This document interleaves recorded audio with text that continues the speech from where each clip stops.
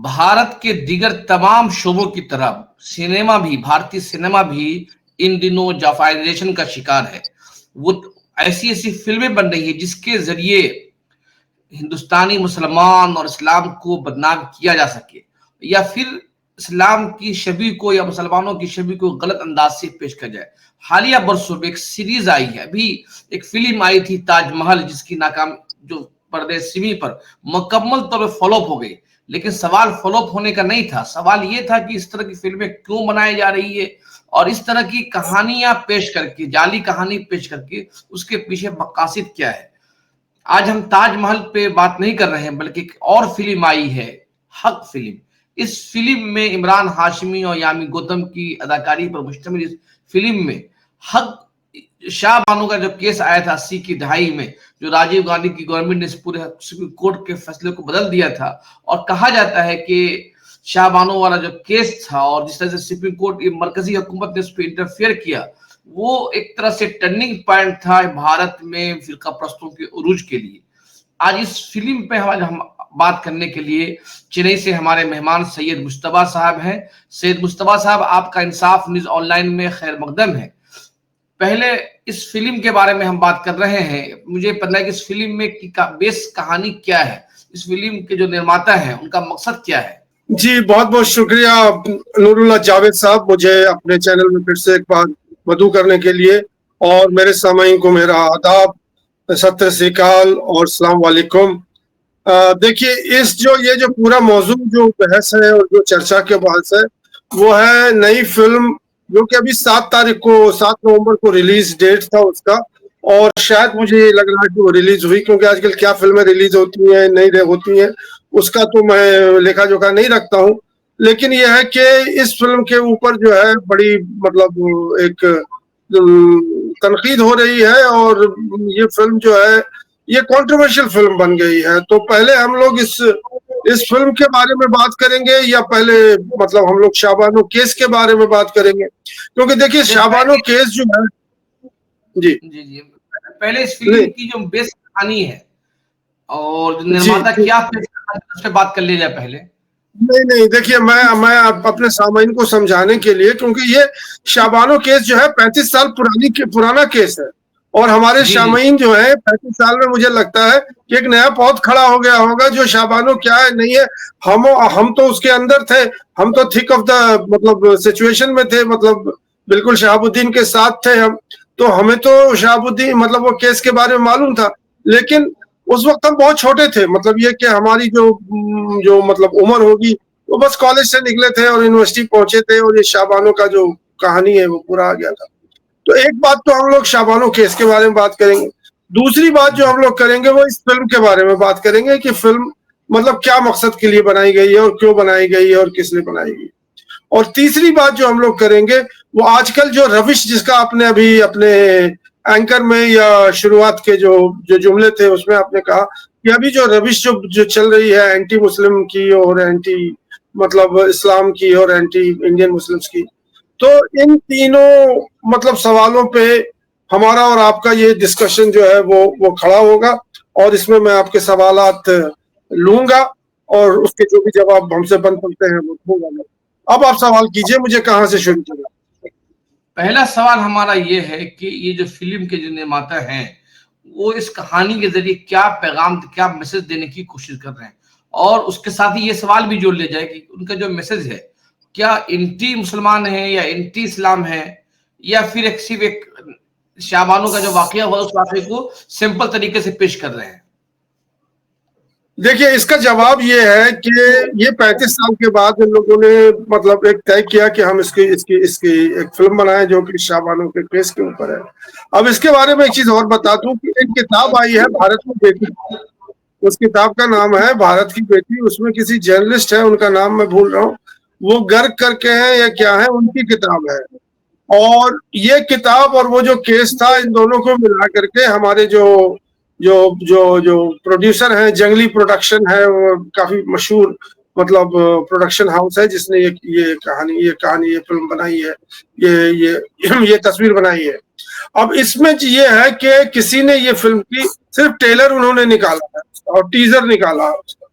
Film अभी भी जो है वो मंजर आम पे नहीं आई है जिसपे कि हम उसको मतलब ये कर सकें कि हाँ ये फिल्म कहाँ से कहाँ जाती है। लेकिन जो ट्रेलर है, जो टीजर है, उससे यही लगता है कि ये मुस्लिम के लिए मतलब कोई अच्छा संदेश नहीं है मुसलमानों के लिए। ये एंटी मुस्लिम ही एक मतलब नैरेटिव है जिसमें वो ये कहते हैं कि मुसलमान जो है वो अपनी औरतों को जो है वो मतलब हक नहीं देते हैं और इस तरह की बात करते हैं। उसमें एक ट्रेलर जो मैंने देखा है वो मैं आपको जिक्र कर दूं ताकि सामईन उससे, क्योंकि उसमें जो कैरेक्टर है इमरान हाशमी वो शाबानो का जो है वो शोहर का मोहम्मद खान, उनका नाम है मोहम्मद खान, वो ये लोग भोपाल के हैं और मध्य प्रदेश के हैं और शाबानो भी जो है वहीं की है। तो वो जो यामिनी गौतम है जो हीरोइन है वो शाबानो का रोल प्ले कर रही है। तो उसको वो नोट फेंकते हैं उसके मुंह पे कि तुम जो है ये लो और तुमको मैंने तलाक दिया है और तुम अगर अच्छे किरदार की होती तो ये नौबत नहीं आती। ये टीजर जो है चल रहा है अभी स्क्रीन पे, जिससे आप समझ सकते हैं कि फिल्म क्या होगी और उसकी नौयत क्या होगी।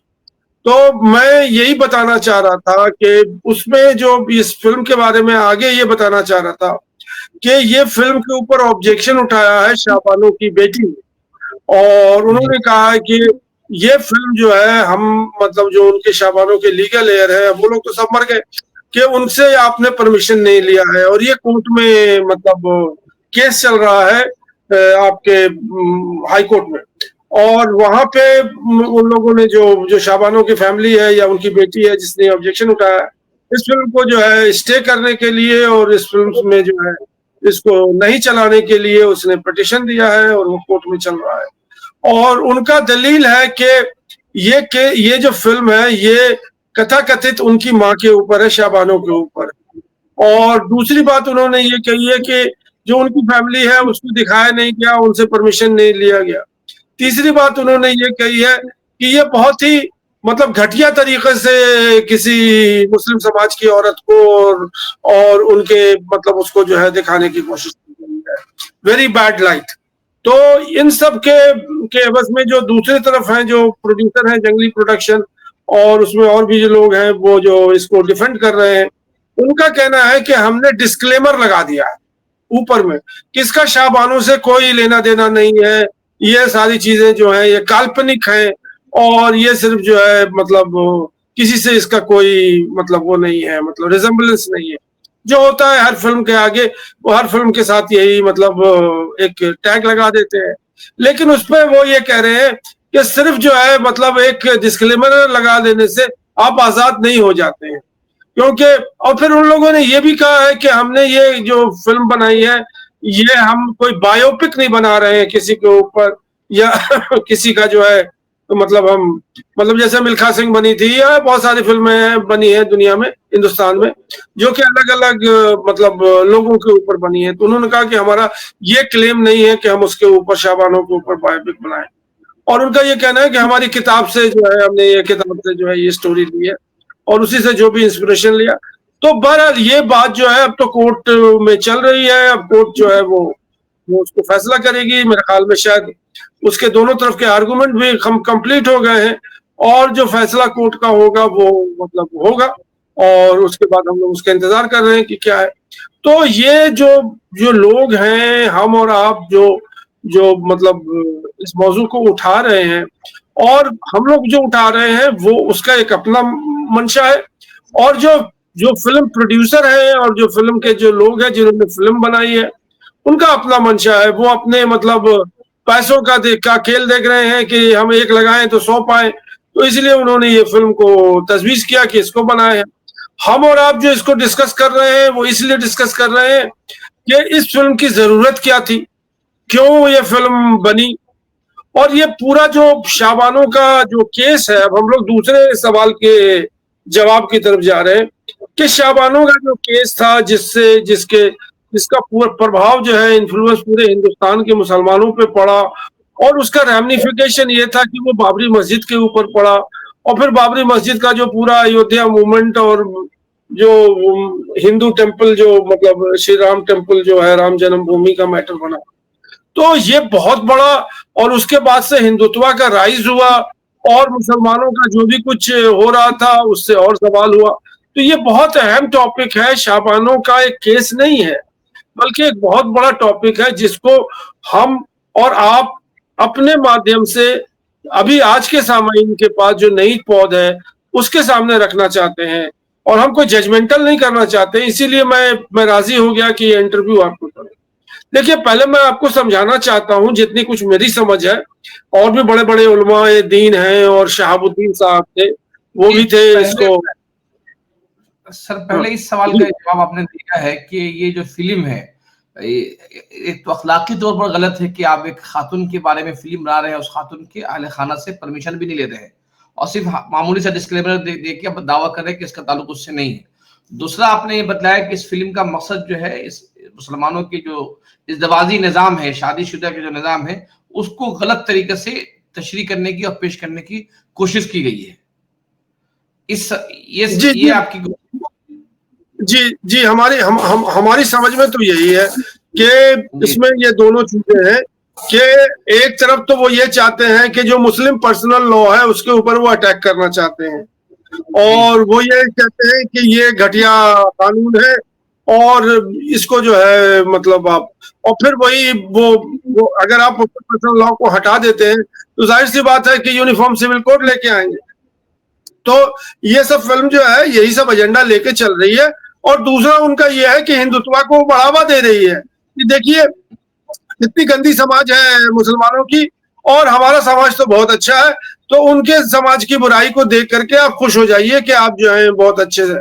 और ये सब पैसे कमाने के आजकल जो जमाना एक चला हुआ है, एंटी मुस्लिम फिल्म बना करके हिंदुत्व को जो है आप आगे लेके आ जाते हैं, और उनके वोट बैंक को जो है आप ये बात सही बोल रहे हैं कि सब पैसा कमा, लेकिन अभी हालिया दिनों में जो फिल्में बनी है, बेशतर फिल्म सिर्फ कश्मीर फाइल को छोड़कर ज्यादातर फिल्म फ्लॉप हुई है, जैसे उदयपुर फाइल है या फिर और जितनी फिल्में इस तरह की बनी है। अभी ताज की मिसाल है हमारे सामने, ताज भी मुकम्मल तौर पे अपना इनकम भी नहीं निकल, जो उसका खर्च है एक्सपेंचर है उसको भी निकाल नहीं पाई है। तो उससे समझ में आए कि उसके इस तरह की प्रोपेगेंडा फिल्में नाकाम हो रही हैं और लोग पसंद भी नहीं कर, लोगों ने एजेंडा समझ लिया है पब्लिक का, लेकिन उसके बावजूद भी निर्माताएं फिल्म बना रहे हैं, और जो बीजेपी के जो रियासतें हैं वो टैक्स माफ कर रहे हैं। तो जाहिर बात इसका समझ में आती है कि पैसे कमाने से ज्यादा कहीं इसके पीछे बड़ी प्लानिंग तो नहीं है कि भाई सब फिल्में नाकाम हो कामयाब हो, उससे कोई मतलब नहीं है, हमें एक प्रोपेगेंडा चलाते रहना है। बिल्कुल आप सही कह रहे हैं, मैं इसमें बहुत लिख चुका हूँ। देखिए केरला फाइल आई थी, केरला स्टोरी, केरला फाइल ही थी। उसके बाद अभी एक बंगाल फाइल आया था। ये तीनों जो है अनुराग कश्यप जो है उन्होंने, पहले जो है वो कश्मीर फाइल आई थी। अब कश्मीर फाइल का तो ये है कि इसको जो है पूरे आर्म फोर्सेस को दिखाया गया, उसकी जो है जो इनकम उसकी जो एंटरटेनमेंट टैक्स है वो बंद हो गया।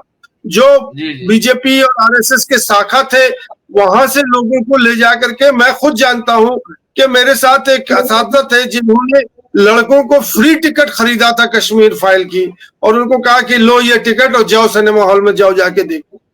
तो वो तो एक मतलब सिस्टमेटिक प्रोग्राम बना करके, और जाहिर सी बात है कि जो इनकम है वो मतलब अभी वो एक फिल्म आई थी, क्या नाम है उसके, औरंगजेब के ऊपर, शावा क्या नाम था उसका, वो जो औरंगजेब के ऊपर फिल्म थी, और उन्होंने दिखाया था कि वो औरंगजेब जो है कितना जालिम था और क्या था, और कैसे मराठा जो किंग है और ये है वो है, उसके लिए जो है काफी हंगामा भी हुआ। वो जो औरंगाबाद है जो जगह है, वो फिल्म भी फ्लॉप रही सर, वो भी फिल्म फ्लॉप रही, लेकिन उसके ऊपर तो कम्युनल राइट्स हो गए थे, और सरकार को आना पड़ा था कि मोन्यूमेंट को प्रोटेक्ट करने के लिए। वो लोग मोन्यूमेंट को ढाना चाह रहे थे, बाबरी मस्जिद की तरह जो औरंगजेब का जो मजार है। तो वो ये सारी फिल्में जो है, ज्यादा फिल्में जो है ये 2023 के बाद से बननी शुरू हुई है, और इससे पहले भी बहुत सारी फिल्में बनी है जो कि मतलब एंटी मुस्लिम टेररिज्म उनको बताते हैं कि जो भी मुसलमान है वो सब टेररिस्ट है, सब कश्मीरी सब टेररिस्ट है। और उसके बाद पाकिस्तान और एंटी पाकिस्तान फिल्म और इस तरह की फिल्म।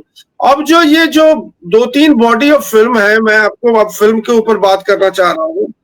तो ये जो फिल्में जो एंटी नेगेटिव इस्लाम या मुसलमानों के ऊपर है, इसको आप बॉलीवुड के हवाले से 3 कैटेगरी में बांटें। एक कैटेगरी तो वो है कि जो इंडिया के मुसलमान हैं उनके ऊपर फिल्म बन रही है। एक बहुत पहले बहुत फिल्म होगी, आप लोग को याद हो या नहीं है, एक निकाह फिल्म आई थी बी आर चोपड़ा की, जो कि काफी हिट हुई थी और उसमें उसके गाने भी काफी, हम लोग उस टाइम कॉलेज वगैरह में थे तो वो भी एक राज बब्बर और सलमा आगा में। जी जी, वो भी एक नेगेटिव फिल्म थी। और उसका जो फिल्म जो है वो तो है ही है, लेकिन वो था निकाह के ऊपर, जिसको उन्होंने मतलब, और तलाक के ऊपर वो फिल्म थी, जिसमें उन्होंने कहा कि कैसे मुसलमान जो है अपनी औरतों को तलाक दे देते हैं उनको निकाल के।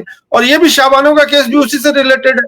वो फिल्म बहुत चली, वो अलग बात है, क्योंकि वो एक मुस्लिम कल्चर को और मुस्लिम पूरे मतलब माशरे को उन्होंने दिखाया था, जो कि एक्सेप्शनली ब्रिलियंट था, लेकिन जो स्टोरी लाइन था वो एंटी मुस्लिम था। तो ये सब फिल्में तो एक जो दायरा फिल्म का है वो यही है कि मतलब कैसे मुसलमानों को, मुस्लिम पर्सनल लॉ को जलील करके हम जो है पैसे भुनाए, और मुस्लिम पर्सनल लॉ को कैसे हम डिस्काउंट करें, कैसे हम उसको मतलब खारिज करें।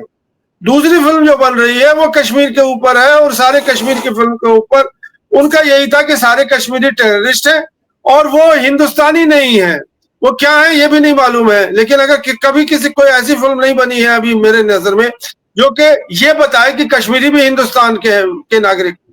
सारी फिल्म एंटी कश्मीरी और एंटी वो चलती है, और जो फौजी होते हैं वो बहुत बड़े सूरमा होते हैं, और जो टेररिस्ट होते हैं वो विलन होते हैं। और तीसरी जो फिल्म बनी है वो है नेशनलिज्म, जो है वो पाकिस्तान के ऊपर दिखाते हैं कि बॉर्डर और क्या क्या फिल्में हैं।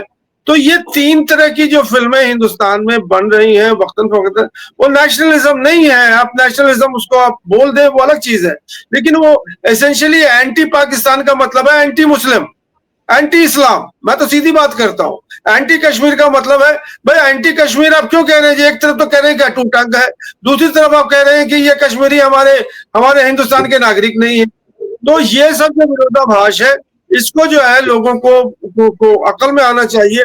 और इसमें क्या है कि देखिए मैं बता रहा हूँ, वो विक्की कौशल ने जो है भाई वो शाबा फिल्म जो बनाई थी, शाबा ही नाम था ना, जो औरंगजेब के ऊपर, उन्हें करोड़ों करोड़ रुपए जो है उसने छाप लिए वो फिल्म बना करके। और मराठी जो उनका शिवाजी का कोई खानदान का कोई आदमी था, उसको उन्होंने हीरो बना दिया और ये कर दिया। तो ये फिल्में जो हैं, ये फिल्म देखिए फिल्म का जो मकसद है ये मैं बता दूं आपको, क्योंकि मैं मीडिया का आदमी हूँ, फिल्म पढ़ाता था, बहुत जमाने तक पढ़ाता था। 3 चीजें होती हैं फिल्म के ऊपर, जो फिल्म होती है, एक तो उसका मेन मकसद है इंटरटेनमेंट, दूसरा मकसद होता है एजुकेशन, और तीसरा मकसद होता है इंफॉर्मेशन। आप कोई नई इंफॉर्मेशन दे रहे हैं जो लोगों को नहीं मालूम है, और वो इंफॉर्मेशन दे रहे हैं। दूसरा आपका मकसद होता है कि आप जो है वो इंटरटेनमेंट करते हैं। आप लोगों को जब 3 घंटे बैठते हैं लोग, तो वो मतलब ये है कि उस फिल्म के साथ साथ जुड़ करके अपने मतलब जो गम है, उनके गुस्से हैं और जो भी कुछ है वो खत्म करते हैं। और तीसरी चीज है कि एजुकेट कर रहे हैं आप, कि आपको जो है कोई सीख दे रहे हैं, कोई नया नॉलेज दे रहे हैं। तो ये जो फिल्म है जो मुसलमानों के ऊपर है, ये तो हेट के ऊपर बनी हुई है। ये सारी फिल्में जो है वो हेट के ऊपर बनी हुई है। अब ये शाबानों का नया जो फिल्म आया है, ये फिल्म जो है ये भी कोई मतलब बहुत प्यार मोहब्बत की बात नहीं सिखाता है ये, और दोस्ती यारी की बात नहीं सिखाता है, नेशनलिज्म की बात नहीं सिखाता है। हम और जो हमारे दूसरे भाई हैं वो सब एक हैं, उनकी बात नहीं सिखाता है। इन्होंने शाबानों को उठा करके फिल्म बना ली इन्होंने, और इस फिल्म का जाहिर सा मकसद है। जी, आपने जो बात बता रहे हैं कि हिंदुस्तानी सिनेमा जो है आजकल जो है अपना बुनियादी रूह जो है, सोल खो दिया है, और उसके पास कोई एजेंडा नहीं है, कोई इश्यूज नहीं, ना वो तफरीह फराहम कर रहा है, ना एजुकेट कर रहा है, बल्कि हेटेड कर रहा है। इस सवाल को ही छोड़ते हैं, अब अगले सवाल की तरफ बढ़ते हैं कि वो शाह बानो वाला जो केस था, वो आखिर वो केस क्या था, और उस केस का भारत की सियासत पर क्या असरात मुरतब हुए, उस पर आपकी क्या सोच है? जी, ये तो अच्छी बात हुई कि शाबानो की फिल्म आ गई। तो मैं फिर से शाबानो के केस को मैंने पढ़ा, और उसको अपने इस उम्र में और इस शऊर में उसको समझने की कोशिश की। जब मैं बिल्कुल नौजवान था, बिल्कुल मतलब कॉलेज से निकला हुआ था, तो मैं भी धारा में बह गया था, जो धारा बह रही थी मुसलमानों की, और उसी धारे में मैं भी था कि मतलब तो अब मैं बताना चाह रहा हूं कि वो केस क्या था। वो केस ये था कि शाबानो एक खातून थी भोपाल की, जो जो जिनके 5 बच्चे थे, और वो केस आया था कि उनके शौहर थे मोहम्मद खान, और उनका एक नॉर्मल डिवोर्स केस था। मोहम्मद खान साहब ने शाबानो को डिवोर्स दिया, जो कि एक लीगली और कानूनी एक फेल है, जो कि सब कोई कर सकता है। डिवोर्स देना कोई कोई गुनाह तो नहीं है, ना हिंदुस्तान के कानून में के एंटी नेशनल एक्टिविटी है।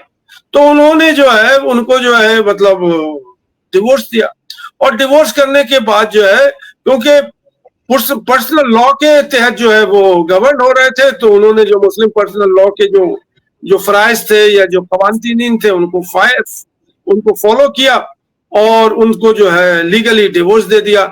इद्दत का पीरियड भी उन्होंने गुजार लिया, और जितने भी पैसे होते थे वो पैसे उनको दे दिए थे, उन्होंने जो भी करार हुए होंगे। लेकिन अब जो बात फंसी थी यहाँ पे, वो बात फंसी थी कि शाबानो ने केस कर दिया भोपाल हाई कोर्ट में, लोअर कोर्ट में, कि हमें मेंटेनेंस चाहिए डिवोर्स के बाद। अब यहाँ पे इस बात को जी ताहयात जी ताहयात चाहिए। और मैं आपको अपने सामईन को बताऊं कि हाई कोर्ट ने नहीं, लोअर कोर्ट ने सिर्फ 25 रुपए महीना जो है बांधा था खान साहब के ऊपर, कि आपको हर महीने 25 रुपए देने होंगे, और ये मतलब यही आपके ऊपर मतलब जिम्मेदारी है। उसके बाद उन्होंने कहा कि नहीं, हम तो मुस्लिम पर्सनल लॉ से गवर्न होते हैं, और मुस्लिम पर्सनल लॉ में कोई भी मेंटेनेंस का कोई भी मतलब जगह नहीं है। तो जब हम मुस्लिम पर्सनल लॉ से गवर्न हो रहे हैं, तो हम मेंटेनेंस क्यों दें, और क्यों हम उसका खर्चा बढ़ाएं, चाहे 2 रुपए हो चाहे 1 रुपए हो, लेकिन हम क्यों करें। तो वो केस हाई कोर्ट चला गया। हाई कोर्ट में जो है, भोपाल के हाई कोर्ट में, उस पे जो है वो फिर वही हुआ कि आप खान साहब को कहा गया कि 125 रुपए दीजिए अब आप हर महीने। अब उसके बाद वही बात आई कि हम नहीं देंगे, चाहे 1 रुपया भी नहीं देंगे हम। वो बात आ गई सुप्रीम कोर्ट में। सुप्रीम कोर्ट ने इनको, खान साहब को कहा कि आप ताहयात इनको मेंटेनेंस देंगे, जो मतलब कहने का मतलब है कि हिंदुस्तानी जो कानून है उस कानून के हिसाब से। इनका कहना है कि ये शुरू से यही आर्ग्यू कर रहे थे खान साहब कि वो तो हमारे लिए नामहरम हो गई, वो लेडी जो है उससे हमारा कोई वास्ता नहीं। एक बार जब डाइवोर्स हो गया तो वो अलग, वो हम अलग, हमारा उससे कोई रिश्ता नहीं, हमारे लिए नामहरम है। अब किसी रोड पे चलते हुए औरत को हम उसका मेंटेनेंस मतलब बहाल देंगे। तो ये बात जो है ये बड़ी बड़ी बात बढ़ी, और ये चलते चलते ये पॉलिटिकल सर्कल में आ गया।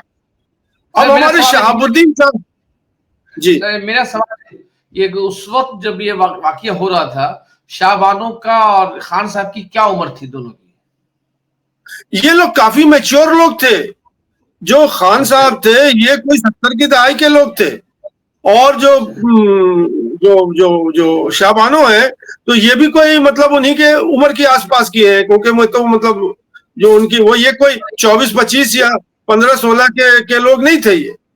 तो बात यहाँ पे इनके पास जी, इनके पास 5 औलाद, हाँ जी, जो इनके पास 5 औलाद हैं, तो औलाद की जिम्मेदारी जो है वो तो खान साहब ले ही रहे हैं। क्योंकि अभी जो जो लड़की है जिसने फाइल किया है, उसका जो भी पहला नाम हो वो अपने आप को मोहम्मद खान ही कहती है, अपने बाप का ही नाम रखे हुए अपने अपने साथ। तो वो उसको कोई मतलब बाप से दुश्मनी नहीं है, या अगर ऐसा होता तो वो अपने शौहर का भी नाम रख सकती है। तो मैं सवाल इसलिए पूछ रहा हूँ कि जैसे मान लीजिए खान साहब का इंतकाल हो जाता है, अगर बच्चे रहते तो माँ की कफालत करने की जिम्मेदारी तो औलाद की थी। तो इस पे सुप्रीम कोर्ट ने या कोई अदालत ने गौर क्यों नहीं किया कि भाई इनके बच्चे हैं, इनके बच्चे कफालत कर सकते हैं? क्योंकि जी यही तो मैं आपको समझाना चाह रहा हूँ कि अगर मुस्लिम पर्सनल लॉ की बात मैं कहना चाह रहा था कि मुस्लिम पर्सनल लॉ में अगर डिवोर्स हो जाता है, मतलब जो जो तरीका है डिवोर्स का मुस्लिम समाज में, और वो हो जाता है, तो उसके बाद जो किफालत की बात होती है, उसकी देखरेख की बात होती है, तो वो जो जो जो औरत है उसके रिश्तेदार करेंगे, या नहीं तो उसके बाद बाल बच्चे करेंगे। जी शौहर के ऊपर जिम्मेदारी नहीं है। ये मुस्लिम पर्सनल लॉ का नजरिया है, आप माने या ना माने।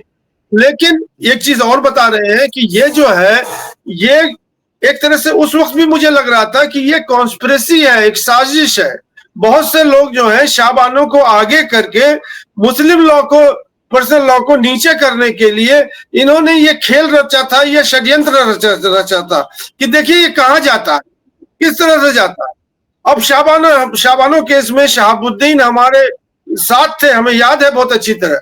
उनका आर्गुमेंट था कि हम मुस्लिम पर्सनल लॉ को अपने गले से लगाए हुए हैं और हमारी जो आस्था है वो पर्सनल लॉ के साथ है, हम जो है पर्सनल लॉ को नहीं छोड़ सकते हैं। और ये अब मैं एक अपने सामाइन को और बता दूं, जो हमें ज्ञान है, जितनी नॉलेज है, कि ये मुस्लिम पर्सनल लॉ का जो कॉन्सेप्ट है, ये जो होगा, मतलब प्री ब्रिटिश के पहले क्या था नहीं था उसके झगड़े में नहीं जाते हैं। ये बाकायदा जो है इनकॉर्पोरेट किया गया था 1938 या 37 में। मोहम्मद अली जिन्ना इसको लेके आए थे, और ये जब हमारी जंगे आजादी चल रही थी या पाकिस्तानी मूवमेंट चल रहा था, तो जिन्होंने मुस्लिम पर्सनल लॉ को आगे कर करके ब्रिटिश से मनवाया था कि हमारा सेपरेट लॉ होना चाहिए, जैसे हिंदू पर्सनल लॉ है वैसे मुस्लिम पर्सनल लॉ होना चाहिए। और वो मुस्लिम पर्सनल लॉ जो है वो 1938 में इंटीग्रेट हो गया, मतलब इंडियन सिस्टम में, जो कि फिर 1950 में जब हमारा कॉन्स्टिट्यूशन बना तो उसको रिकॉग्नाइज किया गया कि ये पर्सनल लॉ जो है, जो पर्सनल लॉ है जिस अलग अलग कम्युनिटी के, वो जो है वो राइज रहेंगे और वो कायम रहेंगे।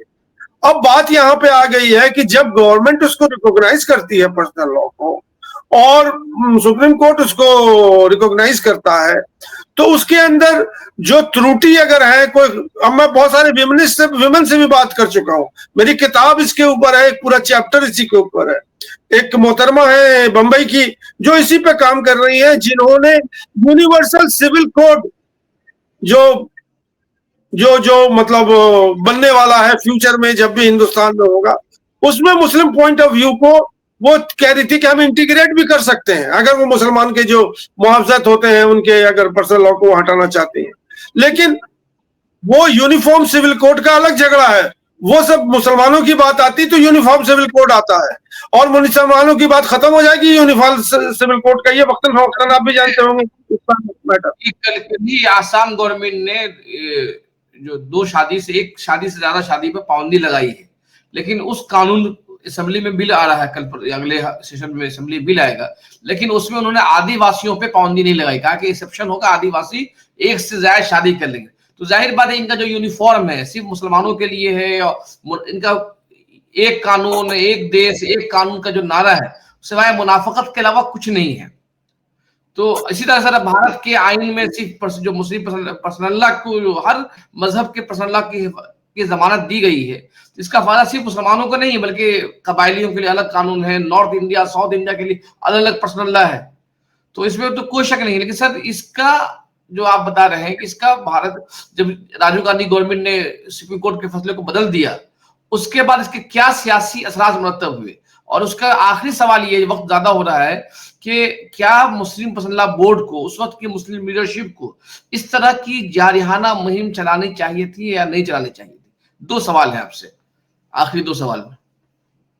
जी देखिए, पहले सवाल का तो जवाब मैं यही दे सकता था, एक बार फिर से बता दीजिए, मैं जरा भूल रहा हूँ कि मुस्लिम पर्सनल लॉ को। अच्छा ठीक है, पहला सवाल यही ले लेते हैं कि उस वक्त जब ये जिस तरह से सुप्रीम कोर्ट ने फैसला सुनाया कि ताहयात आपको मुआवजा देना पड़ेगा मोहम्मद खान साहब को, उस फैसले को मुस्लिम पर्सनल लॉ बोर्ड ने उठाया और फिर मुलगीर मुहिम चलाई गई और राजीव गांधी गवर्नमेंट ने उस फैसले को पलट दिया पार्लियामेंट के जरिए। तो मेरा सवाल ये, क्या मुस्लिम, उसके बाद कहा जाता है कि टर्निंग पॉइंट था, उसके बाद ही बीजेपी का अरूज हुआ और राइट विंग जो है उसको एक अलग परसेप्शन में लेके चले गए। मेरा सवाल ये कि क्या मुस्लिम पर्सनल लॉ बोर्ड को, उस वक्त की मुस्लिम लीडरशिप को इस तरह की जारिहाना मुहिम चलानी चाहिए थी या नहीं चलानी चाहिए था? पहला सवाल ये। अभी आज के डेट में मैं यही कह रहा हूं कि वो गलत फैसला था शहाबुद्दीन का और मुस्लिम पर्सनल लॉ बोर्ड का। और जो पूरा जो एक मुस्लिम जो एक कहने का मतलब है, मैं अल्फाज नहीं जुटा पा रहा हूँ, राइट विंग भी नहीं कह सकता हूँ, कट्टरपंथी भी नहीं कर सकता हूँ, रूढ़वादी भी नहीं कह सकता हूँ मैं। लेकिन बहरहाल वो एक तबका था जो ये कह रहा था कि ये कानून जो है खुदा से बन के आए हैं और इसमें जो है कोई तरमीम नहीं हो सकती है। लेकिन आज के डेट में मैं यही कह सकता हूं कि कानून जो है वो आज के समाज के लिए बनती है। जिस समाज में जो लोग होते हैं, कानून तो हमेशा बदलता रहता है और वक्त के साथ साथ चेंज होता रहता है। तो इतना बड़ा फसाद खड़ा करने की कोई जरूरत नहीं थी। और ये जो मसला था, ये तो किसी तरह से कोर्ट के मामले से या किसी इसमें, ये एक इंडिविजुअल मसला था जो कि शाबानो और जो मोहम्मद खान साहब है उनका मैटर था। ये हिंदुस्तान के मुसलमानों का मसला नहीं था। कितने तलाक होते हैं, कितना क्या होता है, इसको लेकर के हिंदुस्तान। लेकिन सवाल तो ये, भारत में बेशुमार हर साल लाखों तलाक होते होंगे, क्या लाखों तलाक में सुप्रीम कोर्ट या अदालतें शौहर को ताहयात मेंटेनेंस का ऑर्डर देती हैं? तो अगर नहीं देती तो फिर शाबानों में क्यों दिया गया? ये तो सवाल तो अहम है ही। जी, मैं उस मुद्दे पे बात नहीं कर रहा था। मैं ये कह रहा था कि देखिए, हम लोग अकलियती हैं, हम लोग जो है माइनॉरिटी है, हम लोग को मेजोरिटी के साथ रहना है। और हम जो है वो मतलब ये कि अगर हम मतलब अपनी मूछ तान लें और ये कहें कि नहीं साहब हमें जो है, देखिए इसमें बहुत सारी चीजें हैं जो कि मैं कितना बात कर सकूं। हिंदुस्तान के मुसलमान और जो शहाबुद्दीन साहब थे, क्योंकि देखिए शहाबुद्दीन का बैकग्राउंड ये था कि शहाबुद्दीन जो है वो इंडियन फॉरेन सर्विस के आदमी थे। वो मतलब ऊपर से आकर के हिंदुस्तान के मुसलमानों की लीडरशिप ली थी। अगर कोई किशनगंज के उसी के कोई लीडर अगर होते या कुछ और होते तो वो इतना बड़ा बवाल नहीं खड़ा करते।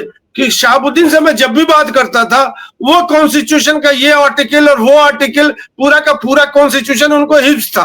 और वो उसका क्लॉज बाय क्लॉज बता रहे थे कि हमें ये प्रोटेक्शन है, हमें वो प्रोटेक्शन है, हमें कॉन्स्टिट्यूशन ने ये प्रोटेक्शन दिया है। लेकिन जब बाबरी मस्जिद पामाल हुई, लोग आकर के मॉब आकर के उसको गिरा दिया, शहाबुद्दीन मौजूद थे, वो हमें याद होगा कि वो टीवी में देख रहे होंगे। तो वो जो अकड़ उनकी, जी, मैं इसी बात को, मैं उस बात को कंक्लूड कर रहा हूं कि ये खान साहब की और शाबानो की जो मैटर है, ये एक पर्सनल मैटर था। इसको मुसलमान वर्सेस हिंदू की लड़ाई या मतलब एक अपने मतलब वकार की लड़ाई और मूछ की लड़ाई को नहीं बनाना चाहिए था। यही मेरा छोटा शॉर्ट जवाब है। और उसके बाद अगर ये नहीं होता तो शायद ये जो बवाल अभी हुआ है वो नहीं होता।